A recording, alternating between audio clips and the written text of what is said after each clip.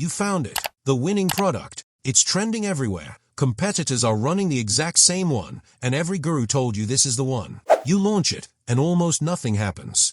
Here's the confusing part. This happens to good products all the time. And the reason isn't the product at all. Here's the mindset shift most store owners are missing. A winning product isn't just something that sells well somewhere else.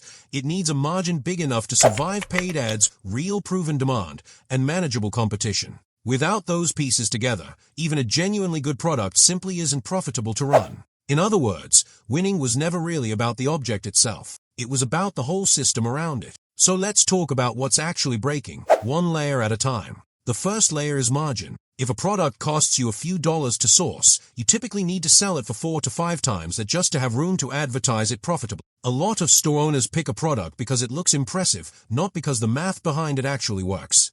If your margin is too thin, no amount of good marketing saves it. You're just funding someone else's ad platform. The second layer is trust and fit. One of the biggest reasons a product doesn't sell isn't the product. It's a mismatch between the traffic you're getting, the trust your store builds, and what that visitor actually wanted when they clicked. You can have the perfect product and still lose the sale if your page doesn't answer the doubts already forming in someone's head. The third layer, and this one's newer, is visibility outside Google entirely. Millions of people now ask AI tools like ChatGPT and Perplexity where to buy specific products, and if your store isn't structured to appear in those answers, you're invisible to an entire growing channel your competitors probably haven't fixed either. Your product might be winning. Your visibility just isn't. And here's the deepest layer of all. The number one reason e-commerce businesses actually fail isn't the product itself. It's launching based on trend or assumption instead of validated, real demand. A product can be winning for someone else's audience, someone else's price point, someone else's ad angle, and simply not translate to yours.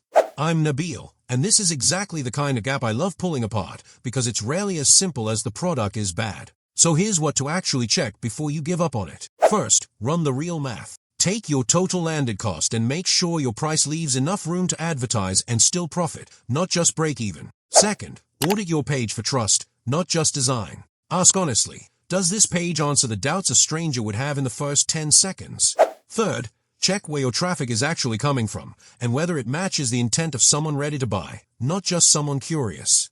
Fourth, make sure your product data is clean and structured enough for both search engines and AI tools to understand and recommend it. Here's the real lesson. A winning product was never a guarantee. It's a starting point, and the store that wins isn't the one with the trendiest item, it's the one that gets every layer around it right. If you found this useful, hit subscribe. This is exactly the kind of thing we break down every day.